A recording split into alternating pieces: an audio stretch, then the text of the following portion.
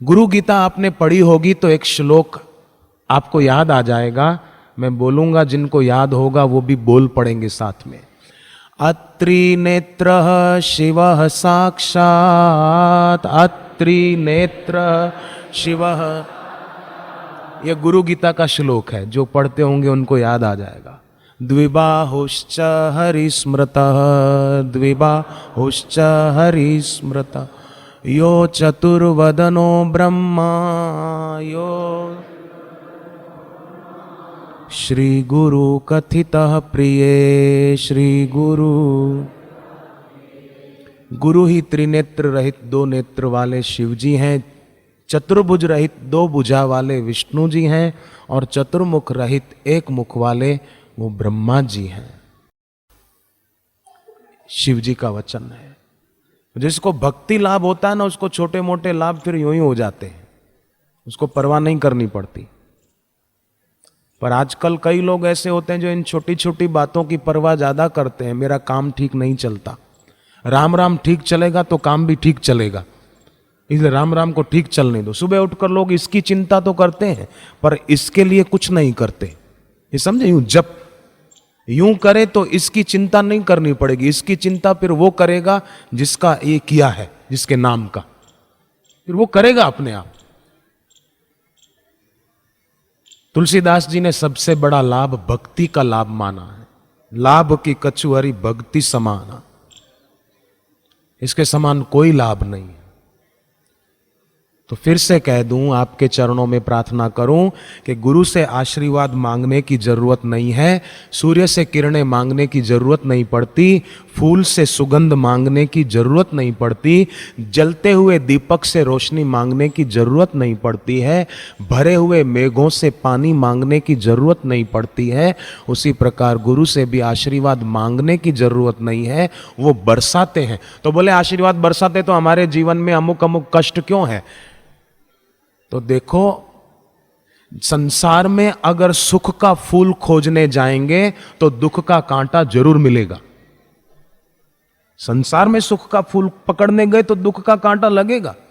बबूल के पेड़ के नीचे बैठे तो छाया नहीं मिलेगी, कांटे जरूर मिलेंगे।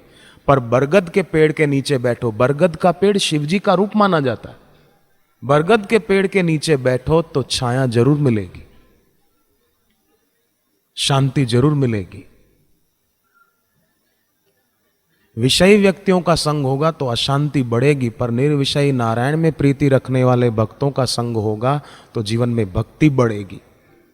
लोभी व्यक्ति का संग होगा तो रुपए पाने की इच्छा बढ़ेगी, मैं रुपए कमाऊं, मेरे को रुपया मिले, पैसा ही मेरा परमेश्वर, पत्नी मेरी गुरु, बच्चे मेरे शालीग्राम, पूजा किसकी करूं।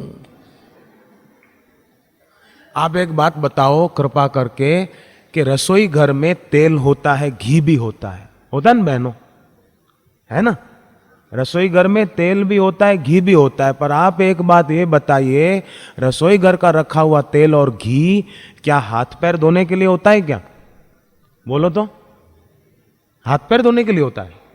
अच्छा, घर में हम गंगा जल भी रखते हैं बोतल में या कैन में, तो क्या वो कुल्ला करने के लिए होता है क्या? नहीं होता। जैसे रसोई घर में रखा हुआ तेल और घी भोजन बनाने के लिए होता है, घर में रखा हुआ गंगा जल वो कुल्ला करने के लिए नहीं, आचमन करने के लिए होता है। ऐसे ही मनुष्य जन्म भोगों के लिए नहीं, भक्ति के लिए होता है, साधना के लिए होता है, उपासना के लिए होता है। तो जो कर पाते हैं इस प्रकार गुरुद्वार पर आकर, ऐसे सभी तपस्वी साधक भाई बहनों को सचमुच में धन्यवाद है, साधुवाद है कि ऐसी जगह पर बैठ सकते हैं और शांति से सुन पाते हैं, घंटों भर प्रतीक्षा कर पाते हैं और गुरु की कृपा की समीक्षा कर पाते हैं। एक बात और कह दूं कि साधक हम सभी जिस दिन गुरु की वाणी और व्यवहार के गूढ़ अर्थ को समझने लगेंगे ना, उस दिन जीवन में हर क्षण आनंद आनंद और शांति बनी रहेगी।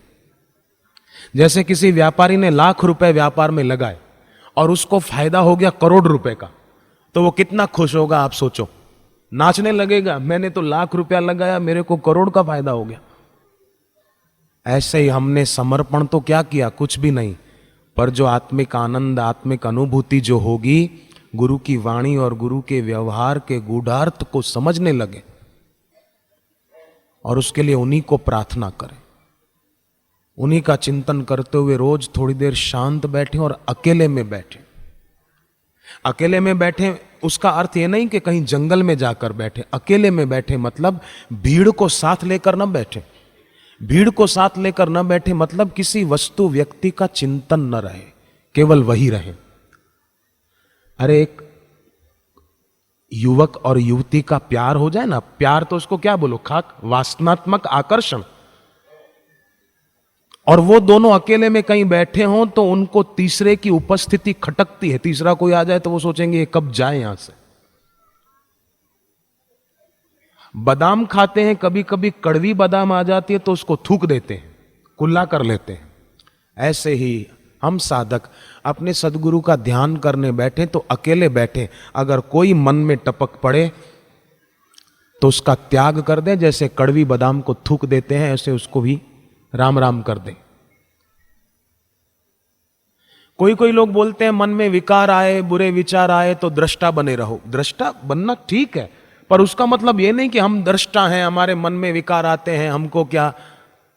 उसका मतलब यह नहीं कि हमारा मन सुअर बन जाए, और जैसे सुअर गंदगी चाटता रहता है उसी प्रकार हमारा मन सुअर की तरह बार बार गंदगी ना चाटे कि हम दृष्टा हैं, हम दृष्टा हैं। दृष्टा बन जाओ बस। मन में बुरे विचार आते क्यों? मन जब गुरु चरणों में लग जाता है तो मन मिट जाता है। मोक्ष किसको बोलते हैं? इसी का नाम मोक्ष है। बाकी कोई बोले मर जाओ फिर मोक्ष होगा, किसने देखा है? जो मर गए उन्होंने चिट्ठी तो भेजी नहीं मेरा मोक्ष हो गया। इसी का नाम मोक्ष है। गुरु चरणों में मन लग जाए, मन मिट गया। बाकी तो मन मरे न माया मरे, मर मर गया शरीर, आशा तृष्णा ना मरी, कह गए दास कबीर। मन नहीं मरा, माया नहीं मरी। माया मतलब मेरा मान लिया जिनको, ये मेरे लिए है, ये मेरा है, ये माया है। पर मेरे गुरुदेव मेरे हैं, वही मेरे सच्चे स्वामी हैं।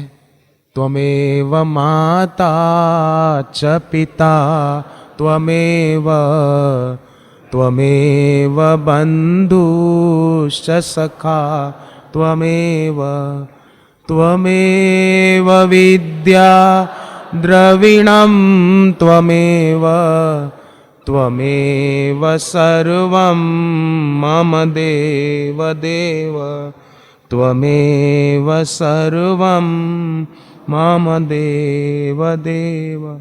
तुम ही मेरी माँ हो, तुम ही मेरे पिता हो। शरीर की माँ सदा साथ नहीं देगी। माँ को, बाप को बुढ़ापा आता है तो आयु पूरी होने पर तो सबको जाना पड़ता है ना। यहाँ कौन रहा इस धरती पर सदा?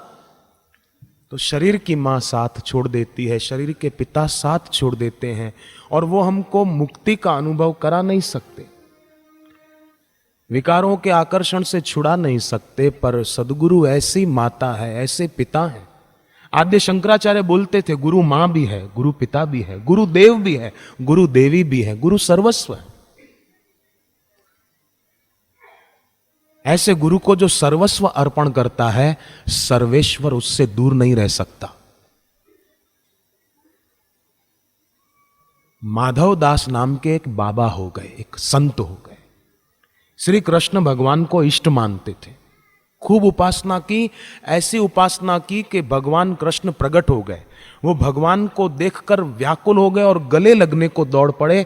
भगवान ने कहा अभी नहीं, ये तो तुम्हारी प्रार्थना, तुम्हारी भक्ति में प्रकट हो गया, पर मैं फिर जाऊंगा तो सही, पर मेरे तत्व का ज्ञान देने वाले तुमको जब तक गुरु नहीं मिलेंगे तब तक कल्याण नहीं होगा। माधवदास तुम जाओ किसी सदगुरु की खोज में। तब माधवदास, सुनो सुनो, तब माधवदास बाबा खोज में निकले तत्वज्ञानी गुरु की। बहुत श्रम करने के बाद उनको एक तत्वज्ञानी गुरु मिले, उनको प्रार्थना की उनके चरणों में रहने की, और सेवा मुझे कुछ मिल जाए, और सेवा गाय चराने की मिल गई।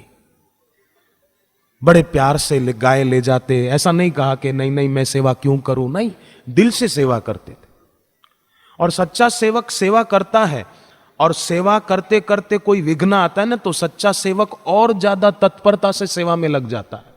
जैसे नदी बहती हुई जा रही है और नदी के मार्ग में कोई बड़ा पत्थर, कोई बड़ी चट्टान हो, तो नदी ज्यादा वेग से उसको चीरती हुई दोनों तरफ से निकल जाती है समुद्र तक पहुंचने के लिए। ऐसे ही गुरु भक्त के जीवन में, सेवक के जीवन में कोई विघ्न आता है तो वो डर नहीं जाता, वो और हिम्मत रख के ज्यादा तेजी से इस भक्ति के मार्ग में चलता है। हनुमान जी के मार्ग में सुरसा आई तो वो डरे नहीं और तेजी से आगे बढ़े। सिंहिका ने रास्ता रोका तो डरे नहीं, सिंहिका को मारकर आगे निकल गए।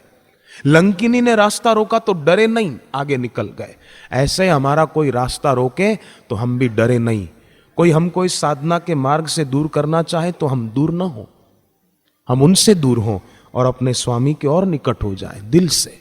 माधव दास बाबा सेवा करते थे गाय चराने की। गाय चरती रहती, बैठ जाते कि गुरुदेव कितने दयालु हैं कि मुझे उन्होंने स्वीकार कर लिया, मुझे सेवा दे दी, मेरा अहोभाग्य है।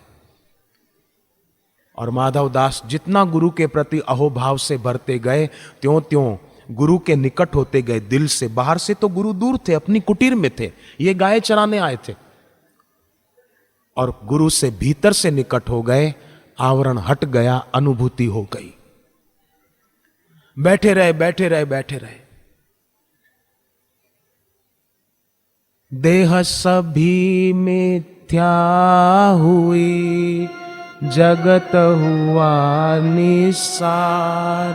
गुरुवर जगत हुआ निसार, हुआ आत्मा से तभी अपना साक्षात्कार।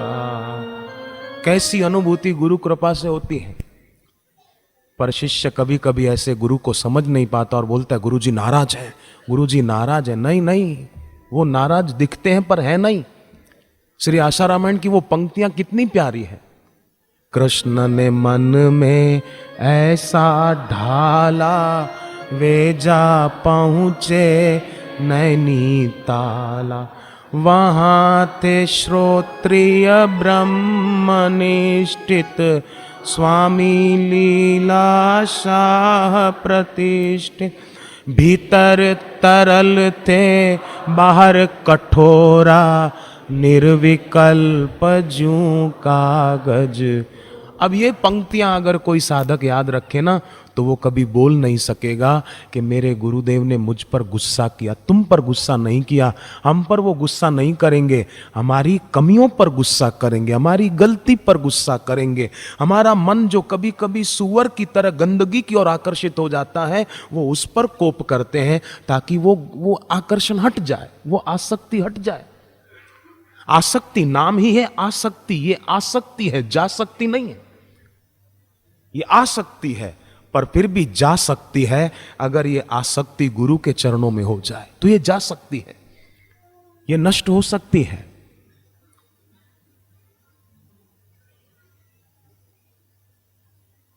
माधव दास बाबा बैठ गए, बैठ गए, बैठ गए, लौटे ही नहीं। और सब ग्वाल अपनी अपनी गायों को लेकर लौट रहे थे। यहां गुरु सोचने लगे कि माधव दास क्यों नहीं आए। अब कहां तो माधव दास गुरु को खोजने निकले थे, पर अब गुरु बाहर आए। माधव माधव माधव कहां है। दूसरे लड़के जो गाय लेकर आ रहे थे उनको पूछने लगे, बेटा तुमने मेरे माधव को देखा? मेरे माधव को? जब गुरु ने कहा मेरे माधव को देखा, वहां माधव दास के आगे भगवान कृष्ण फिर से प्रकट हो गए और भगवान ने माधव दास बाबा को गले लगा लिया। बोले तुम्हारे गुरुदेव ने कह दिया तुमने मेरे माधव को देखा। गुरु ने तुम्हारे लिए मेरे शब्द कह दिया, मेरा माधव, इसलिए मैं तुम्हारे पास आया हूं। पहले तुम मुझे ढूंढते थे, दर्शन के लिए तरसते थे, अब मैं आया हूं। सांदीपक गुरु भक्त की बात हमने सुनी है कि अपने गुरु की सेवा में था तो शिवजी प्रकट हुए, विष्णु भगवान प्रकट हुए। पौराणिक कथा है ये। वेद धर्मा उनके गुरु का नाम था। तो सांदीपक ने भगवान विष्णु को कहा मैंने आपकी उपासना तो की नहीं, आप कैसे प्रकट हो गए? तब विष्णु भगवान ने कहा कि गुरु की उपासना वो मेरी ही उपासना है, इसलिए मैं प्रकट हुआ हूं। सांदीपक मैं तेरी सेवा और भक्ति से बहुत प्रसन्न हूं, मांग लो, मांग लो, कुछ मांगना हो तो। तब उसने अपने गुरु के चरणों में प्रीति ही मांगी और कुछ नहीं मांगा। भक्त की दृष्टि में उत्पन्न होकर नष्ट होने वाली चीजों के प्रति आसक्ति नहीं होती, और जिस भक्त के मन में उत्पन्न होकर नष्ट होने वाली चीजों में आसक्ति नहीं होती, उसका मन अनुत्पन्न तत्व में ठहर जाता है। पूर्ण गुरु की पूर्ण कृपा का बोध हो जाता है।